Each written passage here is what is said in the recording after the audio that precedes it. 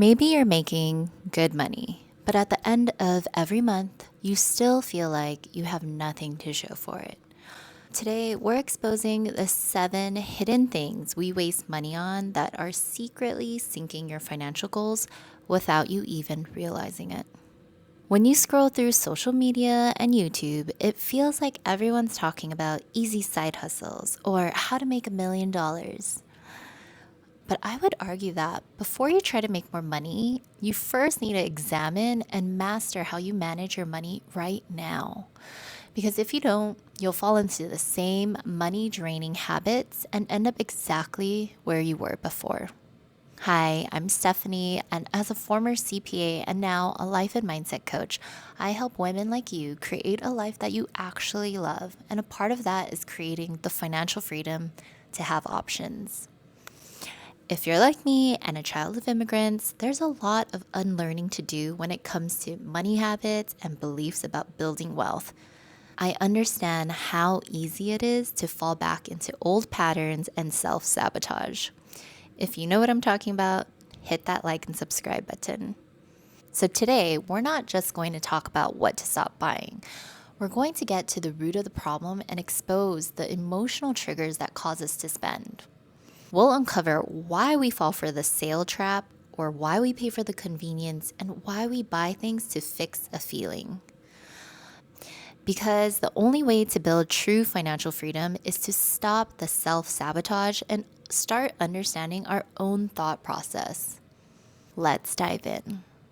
The first money drain is what I call the bargain trap. We've all been there, right? You walk into a store and you see that big, beautiful red sign that says 50% off. Suddenly, you're buying something you didn't even know you wanted 5 minutes ago, just because it's a good deal. We think we're saving money, but in reality, we're spending money we wouldn't have otherwise spent. Now, if you're like me, a child of immigrants, you probably know this feeling too well. It's driven by this scarcity mindset. It's the fear that the opportunity will never come again, and we're somehow missing out if we don't grab it right now. And honestly, it gives you a little thrill for the hunt of a sale. But we can change that. I want you to hit pause and ask yourself, what would happen if I don't buy it right now? The honest answer is probably nothing. The world wouldn't end, and you would actually hang on to your money instead of giving in to the quick dopamine hit of getting something at a bargain. So stop and pause to reframe the question from a place of abundance and not lack. You probably don't need it. Put the item down. Remind yourself that if you truly do need it, you can always get it later when you actually need the item.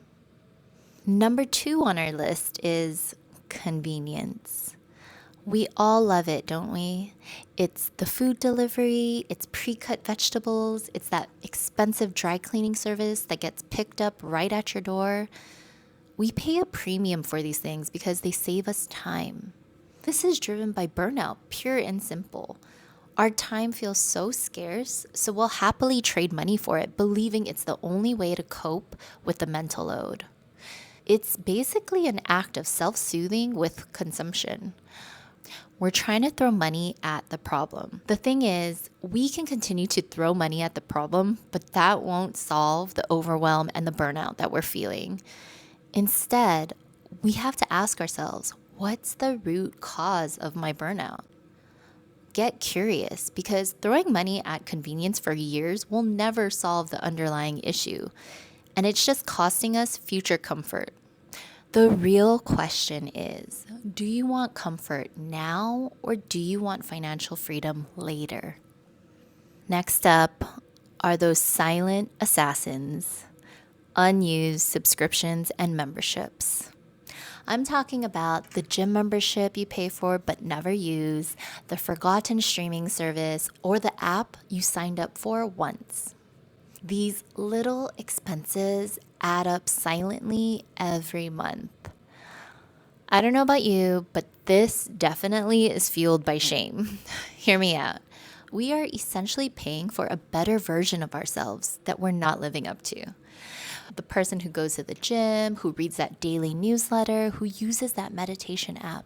It's easier to just ignore the charge than to confront our own habits and get real with ourselves. How do we fix this? You're going to practice what you preach. Go through your bank statement today and cancel one subscription you no longer use. This is an act of radical acceptance. Don't feel ashamed that you paid $100 for gym membership you didn't use. We live and we learn. The key is to stop the bleeding today. Cancel it and move that money directly into your high-yield savings account or investments. Don't let shame keep you stuck in the cycle of shame. Now, for those of you who are parents, let's talk about the pressure to be, in my case, the fun mom. Unfortunately, this goes beyond just buying toys. It's throwing the most elaborate parties or signing your child up for 5 different sports just because you don't want your kid to feel left behind. This is classic mom guilt. But also, if you're first generation like me, it's almost like I'm living vicariously through my kids. Like, we fear that our kids will be left out or that we're not good enough parents if we don't provide them with everything they want and need. Understandably so, as a parent, I want to give my child everything that I never had. But sometimes that guilt can get carried away. I remember as a kid, my parents would always say no when I asked for a toy. So sometimes I'll just give in and say yes. But just because you can afford it doesn't mean you should. That's actually a scarcity mindset masquerading as abundance. So let's practice reframing the narrative around our kids and spending. Instead of focusing on what you're losing by saying no to an expensive item or an activity, focus on what you're gaining. More quality time, less clutter, and the opportunity to teach your children the true value of experiences over things. Number 5 is something that hits us all right in the wallet. Overpriced personal care products and services. I'm talking about those expensive anti-aging creams, the fancy serums, or a beauty routine that costs you your first child. Don't get me wrong, I love my skincare routine and LED face mask. However, you want to really examine why you're spending so much on your beauty routine or your personal care. This is deeply tied to a culture of anti-aging and a belief that we need to spend money to fix ourselves to be worthy. This money drain is driven by our pain points and insecurities. The beauty industry creates impossible standards, and we are constantly chasing the next innovation to help keep us younger and fitter. If you're chasing something, whether it's youth or beauty or wellness, ask yourself, whose standard are you trying to meet and why? Get clear on why you're spending on this stuff. Then go through your cabinets, drawers, and add it all up. I think you might be shocked at how much you actually spend on your beauty routines or your personal care. Ultimately, radical acceptance of who you are is what curbs your spending here. So get clear on the purpose behind your routines. Ask yourself, am I doing this out of genuine self-care, or am I trying to meet someone else's impossible standard? And of course, we have money drain number 6, guilt spending. This is the daily latte, the afternoon snack, or the impromptu excursion to the mall. These small, frequent purchases add up to a significant drain. We use these small purchases to self-soothe or to feel a sense of control and reward. How many times have you said, I've had a hard day, I deserve this? The emotional root of this problem is a feeling of burnout or the need for that dopamine hit to get through the day. This is a perfect time to use a reframe. Instead of feeling deprivation, reframe your choice. Depending on what your financial goals are, you may have to figure out a good way to find a balance. For example, if you're going to go out for an afternoon latte every day, maybe pack lunch to trade off. Instead of focusing on what you don't have, focus on what you're gaining. You may choose not to stop by the mall today, but you can set that extra money in your investment account, which is building your future comfort. And finally, let's talk about the sneakiest money drain of all, the buy now, pay later cycle.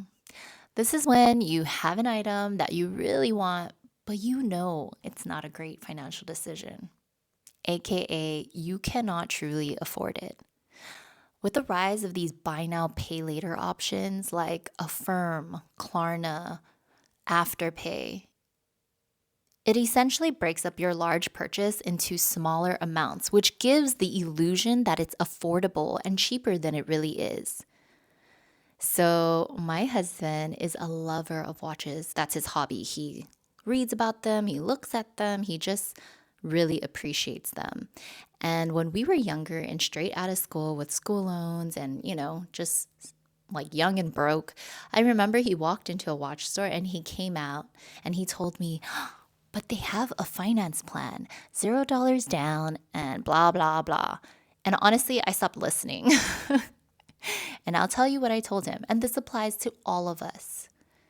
If you need a finance plan for it, you probably shouldn't be buying it. This type of purchase is usually driven by a want or a need to flex or gain outside approval. Because let's be honest, if you know you can't afford it, why are you buying it? I mean, it's basically because you want it to signal something to someone, whether it's look at what I have or look at how well I'm doing. You might be saying no, but I want you to really get honest and ask yourself, who are you trying to impress? The solution for this, as always, is radical acceptance. The next time you find yourself buying something with financing, tell yourself, this is where I am right now. I have enough. And then ask yourself, do I really need it? By accepting your present reality, you can avoid a future full of unnecessary purchases and deeper financial regrets. So there you have it, the 7 things we waste money on, and more importantly, the emotional triggers behind them.